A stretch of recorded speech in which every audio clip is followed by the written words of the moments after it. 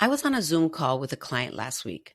Harvard MBA, C-suite executive, 20 plus years building something remarkable. We were talking about her next chapter when mid-conversation, she stopped. And that's when she said something that made my whole body go still. She said, Kylie, I've spent 2 decades becoming someone I didn't know I needed to be. And now I have no idea who I am without the title. But the scariest part, I feel guilty, even taking time to figure it out. That guilt she mentioned isn't about her career. And it wasn't about her career transition. It was about something much simpler, much more revealing. She'd canceled her hair appointment 3 times that month. Her massage gift certificate had expired. She hadn't read a book for pleasure in 2 years. And every time she thought about doing something just for herself, not for networking, not for productivity, not for anyone else, this was a wave of guilt that would crash over her. It felt irresponsible, she said to me, like I'm being frivolous. And that's when it hit me.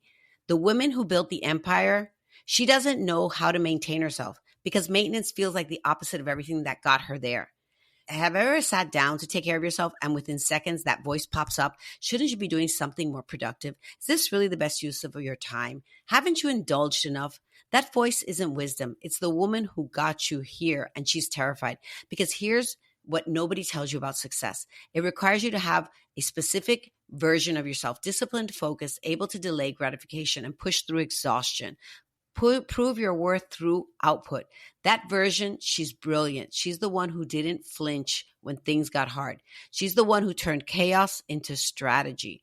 She's the one who also made something impossible look effortless, but she also built for external wins. She was built to achieve, to prove, and to earn. She wasn't built to simply be. And that's exactly why maintenance terrified her. Why the achieving self sees maintenance as betrayal. I had one of those moments recently. I was sitting in a salon chair, hair wrapped in foils, getting ready for a wedding, and I finally exhaled, finally allowed myself to sink into that chair. And right on cue, my achieving self one whispered, you shouldn't be working on that project. You have a book due. You have so much to write. You have emails waiting. Is this really worth the time, the money? And in that moment, something clicked, something I knew but hadn't quite put words to. It was not that the maintenance was frivolous. It's that somewhere along the way, our achieving self learned that we are. Thinking about what your achieving self has maintained for years, maybe decades, the schedules, the household, the emotional temperature of every room, the careers, the calendars, the caregiving, the invisible labor that no one sees but everyone depends on. She became a master of maintaining, just not you. Because maintaining you doesn't have a metric. It doesn't have a deliverable. It doesn't make anyone else's life easier. It just tends to you. And your achieving self, she doesn't know what to do with that. She looks at you getting a massage and thinks unproductive. She sees you reading for pleasure and thinks wasteful. She watches you sit still and thinks lazy. But here's what's actually happening. Your emerging self is trying to teach your achieving self a new language, the language of being versus doing, the language of inherent worth versus the language of I matter because I exist, not because I produce. And your achieving self, she's terrified of this language because if you matter without producing, then what was all that achieving for? So she fights back with the only weapon she has, guilt. She makes you feel selfish for that haircut, irresponsible for that walk, indulgent for that moment of stillness. But that guilt isn't truth. It's resistant. It's your achieving self trying to pull you back to familiar territory, the territory where worth is earned, value is proven, and rest is a reward you haven't quite deserved yet. The achievement armor we can't take off for years, maybe decades. We've maintained everything and everyone else, the schedules, the household, the emotional temperature, the careers. We became masters of maintaining just not ourselves, and there's a reason for that. The woman who succeeded at everything learned that her value was in her output. Rest wasn't productive. Self-care wasn't strategic. Maintenance was what you did to machines, not to yourself. So now when you sit in the salon chair, when you book that massage, when you take that walk with no podcast playing, no agenda, no goal, your achievement brain panics because maintenance requires something the achieving you never developed, the ability to believe you matter without proof. Let's talk about that guilt that floods you the moment you stop producing. When you're in the salon chair or taking a walk or reading a book for pleasure and that guilt reflex kicks in, you might assume it's your intuition, your responsibility speaking, your better judgment. It's not. It's your achieving self having a panic attack.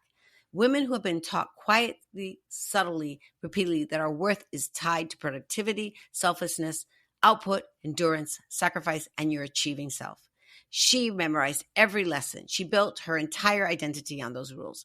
So the moment you stop producing, the moment you tend to our own needs instead of everyone else's, she panics. Not because rest is wrong, but because rest threatens everything she knows about how to matter.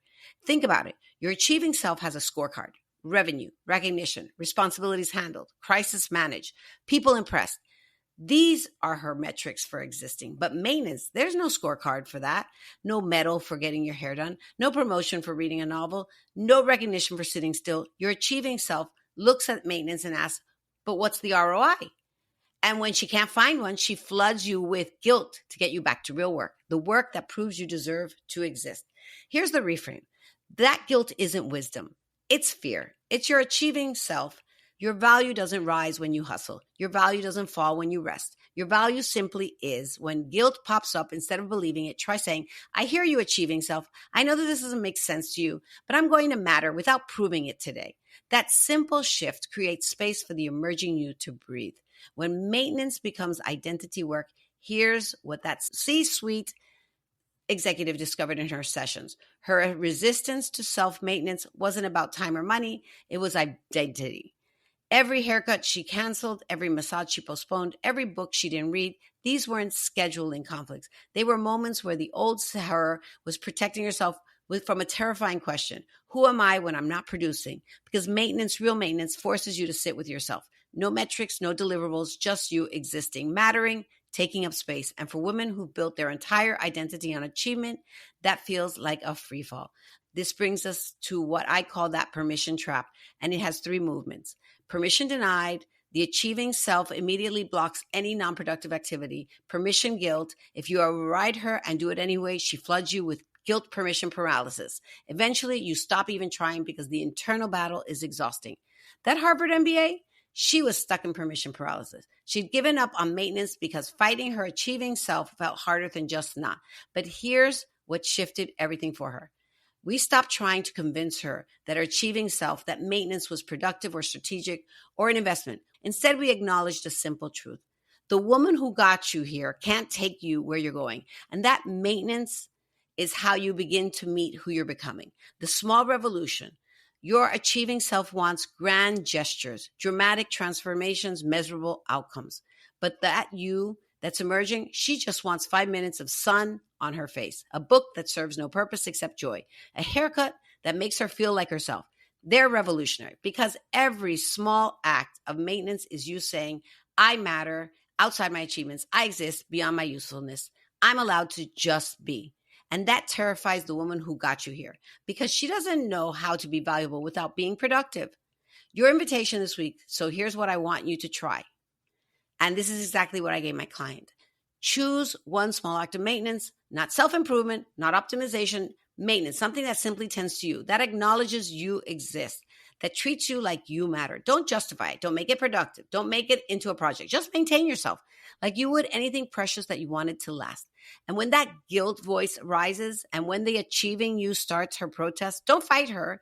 Just acknowledge her. I know this scares you. I know this doesn't compute, but I'm not asking you to understand.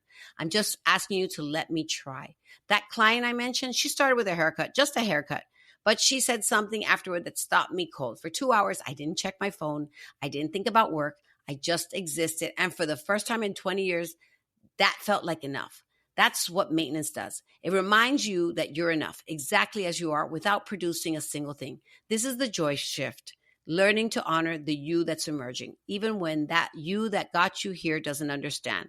If today's conversation created that uncomfortable recognition in your chest, that's me feeling, then you're exactly where you need to be. If you're ready to explore what it looks like to stop asking the old you for permission to become who you're meant to be next, I work with a small number of women one-on-one to navigate exactly this transition.